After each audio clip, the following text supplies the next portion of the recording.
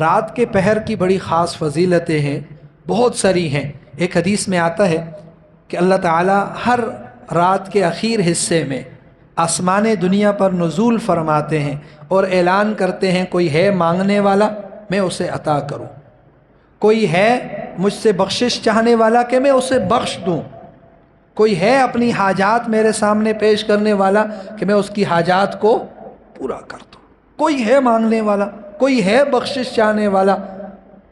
تو یہ اعلان اخیر شب میں ہوتا ہے۔ ایسے ہی اللہ کے نبی صلی اللہ علیہ وسلم کی اخیر عمر میں عادت مبارکہ یہ تھی کہ آپ اخیر حصے میں، رات کے آخری حصے میں، جسے ہم سحری کا ٹائم کہتے ہیں، سحری کے وقت میں آپ وتر کی نماز ادا فرمایا کرتے تھے۔